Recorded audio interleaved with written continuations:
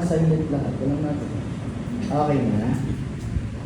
Ayan po. Authority to print, nung nagparehistro po tayo, tama, may kasabay po na invoice. Dati po kasi, meron pa tayong official receipt kung tawagin. Ayun po ay primary dati. Pero ngayon po, ang official receipt is supplementary na lang. Pwede pa siyang gamitin, pero hindi na siya primary. Ngayon, is invoice na ang dami. Ano po? So lahat po, meron ng invoice. Kung wala pa, baka hindi pa lang napipick up kay printer. So follow up na lang kay printer. Pero, ang invoice po natin, wala na siyang expiration. So kapag ka po ang invoice natin ay isa or dalawang duplets na lang ang natitira, mag-a-apply na tayo ng bago. Ano po? O pwede kayong lumapit dun sa printer na nag-print ng resibo nyo, or pwede rin naman po kayong lumapit dun sa officer na nag-register sa inyo para at least mag-guide po kayo or ma-assist sa application po ng ating invoice. Ano po?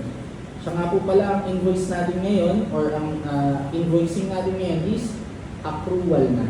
Accrual basis meaning kahit hindi pa nako-collect, hindi pa nako-collect yung payment, i-issuehan na natin ng invoice. Then kapag na-collect na, tsaka tayo mag-issue sa kanila ng collection receipt or official receipt.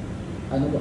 So kung ang inyong pong business ay nagkakaroon ng mga terms or pautang, dapat po magkaroon kayo ng collection receipt or official receipt para hindi po magulo ang inyong recording. Ang mangyayari po kasi minsan, baka pag isa lang yung ginagamit natin, baka po ang mangyari, nag-issue na kayo ng service invoice, tapos yung nag-collect kayo ng bayad, service invoice pa rin ang na-issue mo. Madodoble yung inyong income. Madodoble yung report nyo. So, sayang naman. Ano po? So, kung ganun po yung inyong business, pwede kayong magpagawa ng collection receipt or acknowledgement or official receipt as supplementary po. Ano po? So, yan po yung process flow ng authority to print natin. Sa manual po yan, pero meron din tayong isa pang way kung saan tayo pwede mag-apply ng ating authority to print. At secret lang po yun yung sasabihin. Okay na po. Ito po, books of accounts po, lahat meron na. Promise, wala pa yung iba. So yung iba, wala pa. So, ang dami po ng books of accounts natin ay based po sa kung gaano kakomplikado yung business natin. So, wag po tayong maiinggit dun sa mga 4 or 6 libro kasi medyo komplikado na talaga yung kanila. Pero kung gusto niyo naman ng 3 at ayaw niyo ng 2, pwede kayong mag-apply ng 6 or 4. Ano? Kung gusto niyo lang ng 3. Ano ba? Gusto niyo, sir? Mamaya po i-discuss kung paano gamitin yung books po natin. Ano ba? Ayan, nasabi po, books of accounts shall be kept at all times in the place of business of the taxpayer. Such books, together with records, vouchers, and other supporting papers and documents prescribed by the PIR shall be kept by taxpayers and be preserved intact, unaltered, and unmutilated. So, kailangan po yung books of accounts natin nasa place of business po natin. Wala po sa accountant, wala sa bahay, kailangan nasa place of business. At saka, kailangan nasusulatan ng committee. So, meron po tayong mga may tweet ng mga officers na pag nagdaanan tayo at nakita na yung books natin is hindi updated, napipenalize po. So, kailangan updated po ang books natin. Ano po?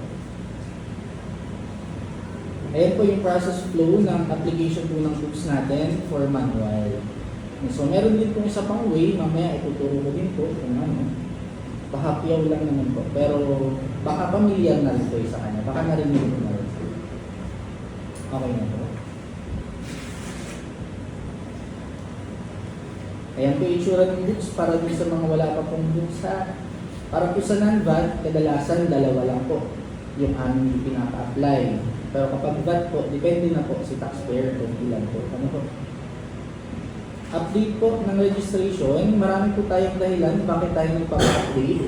Marahil tayo po ay dalaga, nag-asawa, nagpalit ng apelido, update po yun. Nagpalit ng address, nagpalit ng trade name, nagpalit ng line of business, nagdagdag ng tax type. So lahat po yun is updates. So kadalasan po ng update, pinapalitan talaga ang COR at saka po ang resibo. Sabay po yan na pinapalitan. Kasi po hindi po pwede na magkaiba yung nasa COR natin sa ginagamit natin yung invoice. Ano po? So kailangan laging po. Ito po, narinig nyo na po si Horus. Sino pong may alam ng ibig sabihin ng Horus? May plus 5. Ang Horus ay ibig sabihin online registration and update system. So ang ibig sabihin, online pwede ka nang mag-register, pwede ka na rin mag-update. So ilan lang sa mga kaya niya gawin? Team inquiry, pwede kayo dyan sa kanya mag-inquire.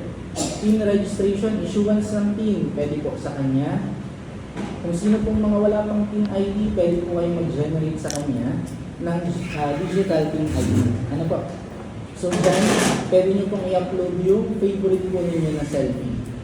Ano po? Tapos, yung books po, pag mauubos na, yung susulatan, hindi po pwede na bibili tayo tapos susulatan natin ang hindi pinapa-approval kay BIR. So kailangan po, it's either i-apply nyo siya manually kay BIR or i-apply nyo siya sa Horus. So si Horus po, mag-generate po yan ng QR code at yung QR code na yun ang ididikit natin dun sa COR ay dun sa books natin para hindi na tayo magmamanual kay BIR. Ano po? So tandaan niyo po ba yung books natin, di ba, ipinasa natin, tapos inirelease natin may pirma ng hepe. So kapag ka po tayo ay nag-Horus na, meron ng QR code na na-generate, nakadikit na sa first page ng libro natin, hindi na po natin kailangan ipasa kay BIR at papirmahan sa hepe namin yung inyong mga books. Ano po? So kahit sa bahay na lang po ninyo ito gagawin. Updates po ng registration, pwede na rin po sa Horus. Authority to print, yung para sa invoice kapag mauubos na, pwede kayo dito na rin mag-apply. Ano po? So, no need na pumunta kay BIR. Ano po? Make sure lang na laging updated ang ating email para at least makagawa tayo ng Horus account. Sino po dito yung merong mga empleyado? May mga empleyado po? Wala. So, dun po sa mga may empleyado, kung magkakaroon po kayo ng empleyado, meron tayo ditong employer services link kung saan pwede nyo pong isuhan ng team ang inyong mga empleyado nang wala na pong approval ng BIR. Auto-approve na po siya.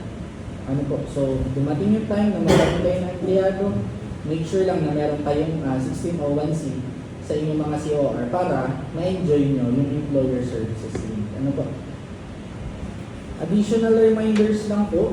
So, kung meron man po tayong mga other businesses or activities na hindi pa registered kay BIR, ipa-register na po natin. Ano? So, very active po ngayon si BIR sa tax mapping. Kapag na-tax map po tayo na medyo na-tax map tayo na tayo nag-ooperate ng hindi naka-register, ang laki po talaga ng penalty compared sa magpo-comply ka lang. Ano? So, wag naman natin hintayin na tayo ay matax map.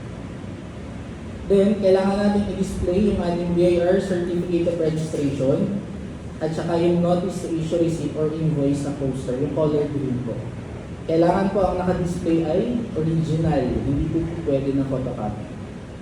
Kailangan po naka-display sa pwesto na kung saan pagpasok pa lang yung customer, kita na.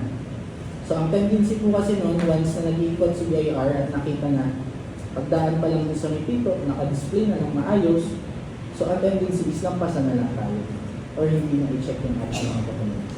So maganda, naka-display mo siya ng maayos. Ano po?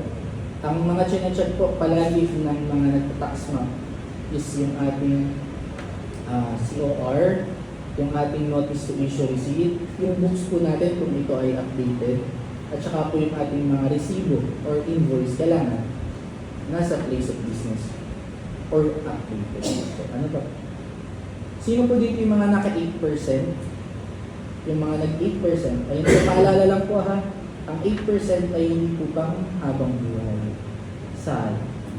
Walang forever kay 8%, ano. Pero, pwede nyo siya i-renew yearly. So, halimbawa, next year, gusto nyo ulit mag-8%, kailangan, gawa lang kayo ng Horus account, tapos, dun nyo na i-update yung sarili nyo into 8%. So, kahit nakahiga kayo, kaya-kaya ng gawin, hindi nyo na kailangan punta kayo. Ano pa? Then, ito po yung last na billing ko po, business closure. So, in-inform niyo po kami na kayo ay mag-business. Kapag magko-close po kayo, i-inform niyo rin po kami. Meron po tayong proper closure. Meron tayong mga requirements. Ayoko naman po kayong mapagaya dun sa isa. Experience ng isa, kwento ko lang. Nag-business siya, then nakaipon. Yung nakaipon na siya, nag-ibang bansa. Doon na magtrabaho. Tapos nung makaipon na sa ibang bansa, hindi pala niya nagpa-close yung business niya sa Pilipinas. Ngayon, pagbalik niya dito sa Pilipinas, mag-a-acquire siya ng property. Pag-check, pag-verify sa team niya, meron siyang business na hindi na ipa-close. So, ang nangyari, nung pinakita yung mga open case niya, dun lang napunta yung pambili niya ng property sa mga tax types na hindi niya na-file. Kasi hindi niya pina-close. So, wag naman po sana mangyari sa atin. Tayo po ay maging responsible na business owner. So, ayun lang po yung paalala ko. Sana ma-note nyo para at least pagbalik nyo po dito for closure, okay po ang lahat bago kayo For latest updates po, pwede tayo mag-visit sa website natin. Ayan po, bago po yung website natin. Bago rin po ang information niya. And then, meron din po tayong Facebook page. Ayan po. So, sa mga mahilig mag-scroll, ayan po yung pangalan, pero hindi na po updated yung aking profile at saka yung cover photo. Pero yan pa rin po yung pangalan. I-ano nyo lang po, i-search nyo lang. Nagpo-post po tayo ng mga reminders, updates, mga contact numbers po ng mga per section, naka-post po dyan. So, in case po meron kayong inquiry regarding sa isang section, pwede na po kayo mag-diretsyo, hindi na po kayo para patawagin sa isang centralized na telephone. Ayan po, for inquiries po, number namin sa client support. And then, kung meron pa pong mga tanong, meron pang mga misteryo na hindi nalutas after ng briefing, welcome naman pong bumalik. Every Thursday po ito. Wag lang po kalimutan tumawag muna bago pumunta. Kasi po, hindi po namin alam baka ma-postpone sa ating seminar. Kasi minsan po, nagkakaroon talaga tayo ng mga biglaang activities dito kay Buaya. Ano po?